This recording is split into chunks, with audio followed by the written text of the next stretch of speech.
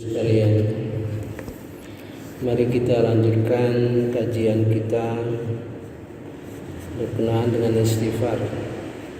Sebenarnya sudah hampir selesai, tapi saya pikir lebih baik kita sebagaimana mestinya kita tuntaskan, karena istighfar ini luar biasa manfaatnya bagi kita kalau kita menyadari dengan amal dan ilmu. Mari kita kaji mengenai orang yang berdosa banyak. Jadi jangan kita kira misalnya kita melihat orang tidak sholat, berjudi, berzina, kita hendaknya jangan menghinakan dalam hati, kecuali dia melanggar ketentuan hukum misalnya gitu ya. Karena siapa tahu malahan amal ibadahnya itu lebih tinggi dari kita, katakanlah yang biasa-biasa saja. Karena tobatnya luar biasa. Ini diceritakan dalam surah Al-Furqan ayat 68, 69, 70, 71 ya. Jadi saya sudah ilustrasikan kemarin, umpamanya kita pada nilai 10 katakan, karena berdosa maka kita jatuh 5 tingkat, katakanlah menjadi 5 ya. Setelah kita istighfar, menunjukkan rasa tobat dan sebagainya, kita naik lagi, diampuni dosa-dosa kita menjadi 10 kembali ya. Itulah tobat, kembali tobat ya. Tapi ada orang yang tadinya semula 10 atau 0 sama sekali, dosanya bukan main, melakukan zina, tidak sholat, tidak bayar zakat ya. Tapi pada akhirnya dia merasa tobat, walaupun sudah imannya sudah hilang ya. Tapi karena tobat sungguh-sungguh, menangis, menyesali, tidak tidur malam, bangun, sholat tahajud, sehingga Allah mengampuni dosanya.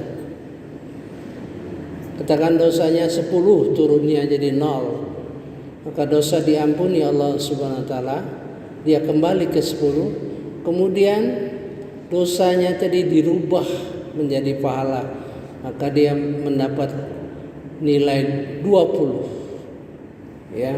Itu ilustrasi saja. Maka di dalam ayat 68, 69, 70, 71 itu digambarkan bagaimana kejadiannya. Mari kita lihat. A'udzubillahi minasyaitonirrajim. Bismillahirrahmanirrahim. Walladzina la yad'una ma'allahi ilahan akhar. Dan orang-orang yang tidak mempersekutukan Allah dengan sembahan lainnya, dan tidak membunuh orang yang diharamkan oleh Allah kecuali dengan alasan yang benar. Wala yaqtulunan nafsallati harramallahu illa bil haqq.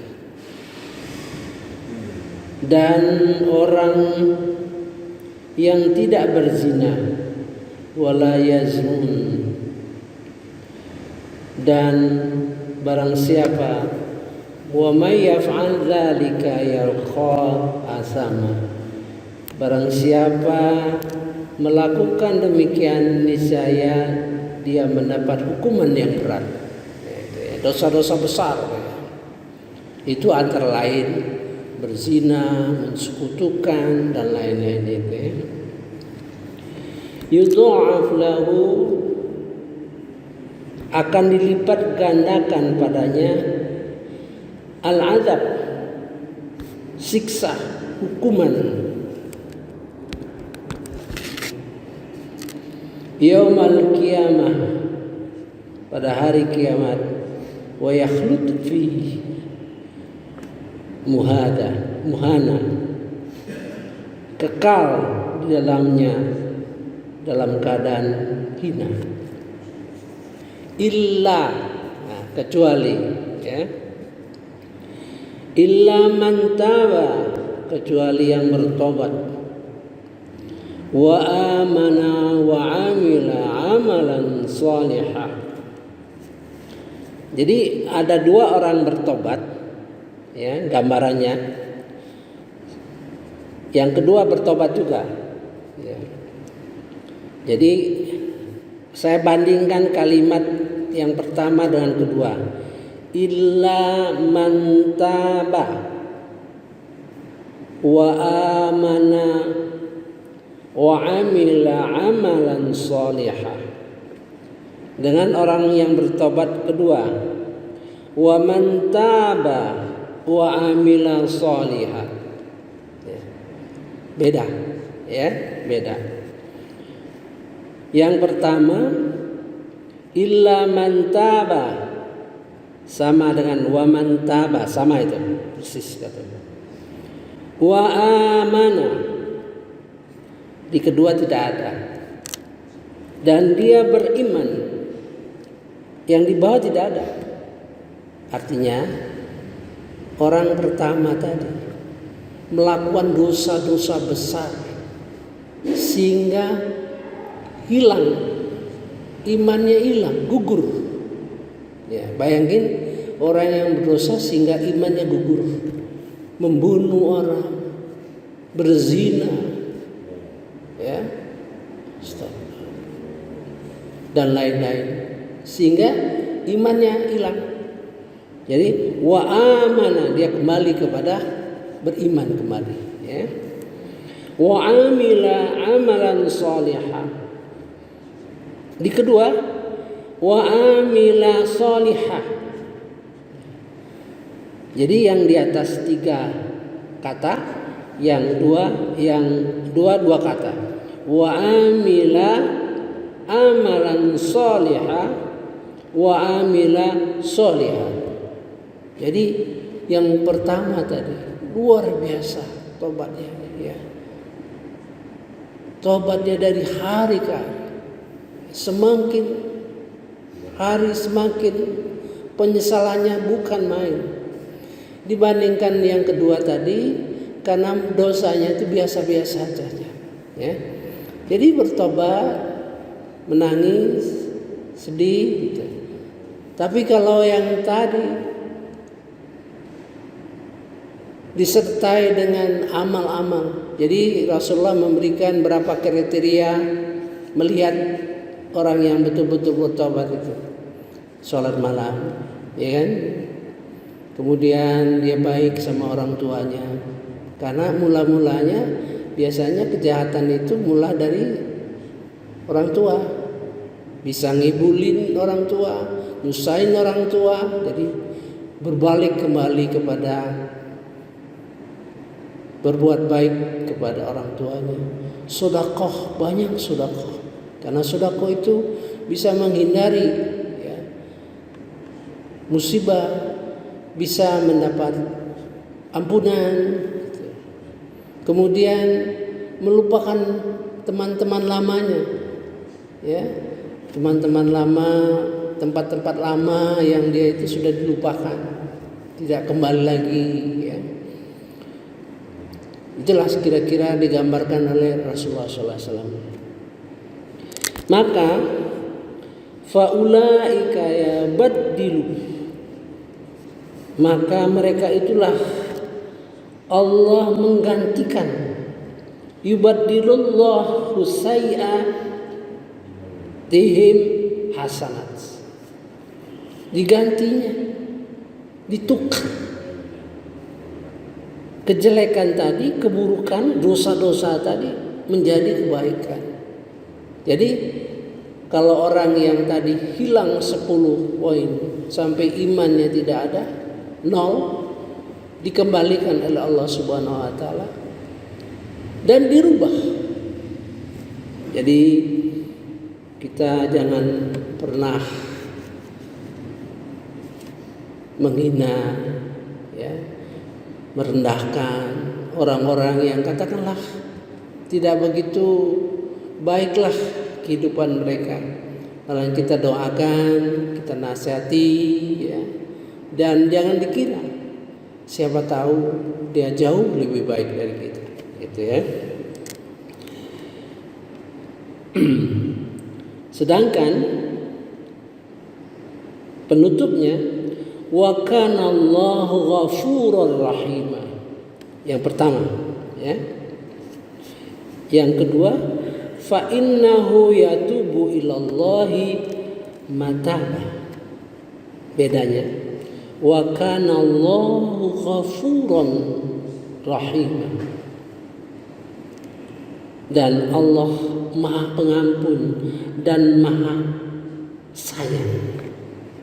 Jadi kalau orang yang pertama tadi mendapat pengampunan dan mendapat sayang ya Allah Subhanahu wa taala. Ya. Jadi sayang Allah kepada orang yang kembali taubat itu, ya. Fa innahu yatubu ilallah, maka sesungguhnya bertobat kepada Allah itu benar-benar tobat, biasa saja. Nah, saya ingin memberi gambaran, ya, yang hatinya bertobat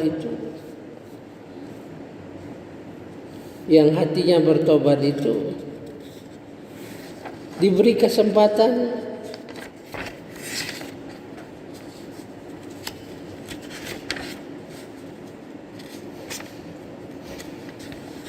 pada waktu di akhirat nanti, diceritakan dalam surah Qaf, ya. Inilah orang yang membawa hati biqalbin munif, hati yang selalu bertobat, ya. Maka dia mendapat kesempatan. Saya bacakan dulu, ya. A'udzubillahi minasyaitonirrajim. Bismillahirrahmanirrahim.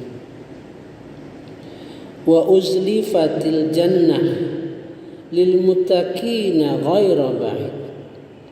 Dan didekatkan surga itu. Surga itu didekatkan lil muttaqin, bagi orang-orang yang bertakwa, ghaira ba'id, tidak jauh. Hadza, ini, ma, nikmat tu'adun, yang dijanjikan Allah di dunia, likulli awabin hafiz, orang yang banyak bertobat, menjaga tobatnya, ya. Jadi kalau di dalam tingkat sufi, ya, sufi, tobat itu terus istighfar, tobat, istighfar, tobat, istighfar, tobat. Tobat itu pada posisi yang meningkat. Misalnya kemarin saya contohkan, kita bertobat karena janji-janji kita kepada Allah itu rasanya, ya, janji yang dua yang besar itu. Inna sholati wa nusuki wa mahyaya wa mamati lillahi rabbil alamin. Sesungguhnya salatku, ibadahku, matiku, hidupku lillah, untuk Allah Subhanahu wa taala. Nah, kita merasa kurang misalnya dalam sisi salat. Kalau kita rubah salatnya, kita tingkatkan mutunya, ya. kita tingkatkan ilmu sholat itu, ya. Karena sholat itu untuk menuju sholat khusyuk itu panjang perjalanannya, Jadi karena kita istighfar, melakukan perbaikan, kita tobat. Itu baru sisi salat. Bagaimana sisi ibadah kita di dalam kehidupan kita? Terus tobat, istighfar, tobat. Ya. Istighfar itu harus tahu. Setidak-tidaknya kita tahu di area mana yang merupakan muhasabahnya, ya. Saya lanjutkan, ya. Man khasyar rahman, yaitu orang yang takut kepada Ar-Rahman, kepada Tuhan bil ghaib. Bil ghaib itu dalam kondisi tidak lihat, orang tidak tahu, sendirian, gitu kan? Wajah bil qalbi munib, dan dia datang dengan hati yang selalu bertobat. Mudah-mudahan kita termasuk orang-orang seperti ini, ya. Allahumma ja'alna minhum. Ini paling tinggi. Saya belum menemukan lagi yang paling tinggi. Masuk surga belum menemukan lagi, ya. Tapi saya yakin inilah yang paling tinggi. Orang yang bertakwa di mana neraka didekatkan. Kalau tadi kan yang kemarin orang yang masuk neraka, masuk surga itu digiring satu dalam surah Az-Zumar, ya.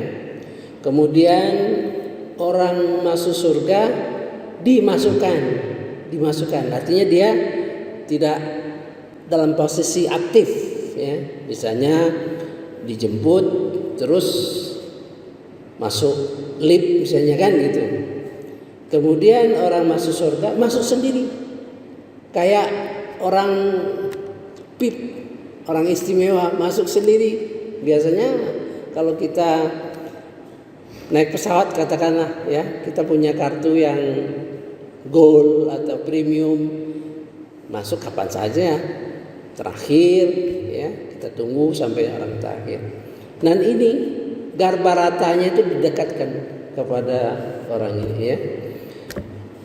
Itulah kira-kira semula saya pikir saya akan menyelesaikan masalah istighfar ini sampai sedemikian rupa, ya. Tapi saya pikir kalau ini kita tidak tuntaskan dengan baik, ya, kecuali sesuatu yang belum kita jangkau, ya, biarkan nanti akan naik sendiri. Sebab yang kita timbul inspirasi bahwa tobat itu penting itu dalam surah Al-Qiyamah, dalam surah apa? Surah Al-Qariyah, gitu, ya. Ada timbangan positif negatif, sehingga untuk menghilangkan negatif itu kita doa. Itu dari sisi, artinya di sisi akhir. Tapi perjalanan taubat itu sejak dari awal. Ya, mari kita mulai nanti dari awal ini. Bagaimana kesadaran taubat itu muncul? Mari kita lihat ayat-ayat yang berkenaan itu. Jadi taubat itu muncul sejak awal. Kalau tadi konsepnya mengetahuinya itu, ya, cara kita selamat dengan itu. Nah, itulah yang kita rencanakan, ya. Insyaallah mudah-mudahan kita semakin cinta dengan Al-Quran, kita semakin syuk dengan Al-Quran, sehingga bisa memperbaiki infak kita, bisa memperbaiki istighfar kita, bisa memperbaiki sholat kita terus, ya, memperbaiki Al-Quran kita. Karena ilmu itu hidup, dan ilmu itulah yang mendorong amal kita, sehingga kita bersemangat untuk beramal, ya, setiap saat menjadi pikiran kita, menjadi renungan kita. Jadi agama itu merupakan bagian dari hidup kita. Wallahu alam. Subhanakallahumma wa bihamdika asyhadu an la ilaha illa anta astaghfiruka wa atubu ilaik. Assalamualaikum warahmatullahi wabarakatuh. Alhamdulillah.